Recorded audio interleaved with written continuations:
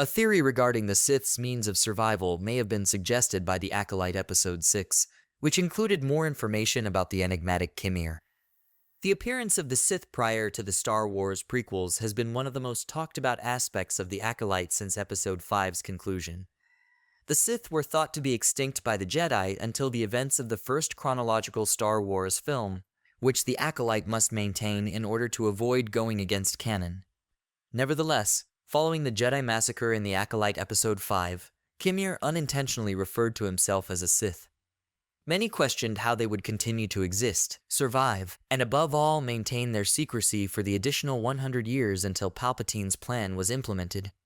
Remarkably, Qimir's suggestions by the conclusion of the Acolyte Episode 6 might have served as the foundation for a theory explaining how the Sith have stayed hidden and will do so for 100 years while threatening the Jedi's light.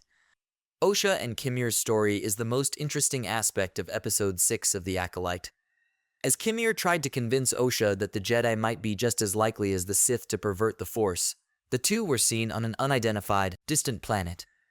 This made it possible to uncover more information about Qimir and to create fascinating analyses of Star Wars conventions. Ironically, little details about Qimir emerged from his interactions with Osha in the Acolyte Episode 6, despite the fact that a large portion of his character remains obscured by mystery and darkness. In the Acolyte Episode 6, Qimir's past membership in the Jedi Order is disclosed. Questioning Osha as to why he speaks in a Jedi manner, Qimir replies that he was a member of the Order a long time ago. When Osha responds that she has never heard of him, Qimir makes a suggestion that he might not be as old as he appears to be.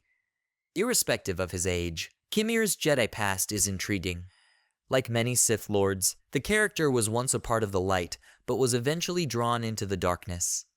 The enormous scar that runs up Qimir's back is one of the more noticeable visual Easter eggs in the Acolyte Episode 6. In one of the two scenes where the scar is visible, Osha inquires as to its origin. It appears as though someone stabbed him in the back. Osha responds when Qimir asks how she believes he got it. Prior to Osha asking if his previous Jedi Master caused the wound, Qimir affirms that someone threw him away. Curiously, Qimir doesn't say whether this is true or not. It is at this point that the Qimir theory starts to take shape. Since Qimir doesn't explicitly say that he was stabbed by a Jedi Master, his Sith Master may have been the one responsible. It's clear that Qimir has received training in the dark side of the Force, and compared to the Jedi, the Sith are known for their extremely brutal teaching techniques. A Sith Master, or even a clandestine Sith concealed among the ranks of the Jedi Order, would have made far more sense in giving Qimir his scar.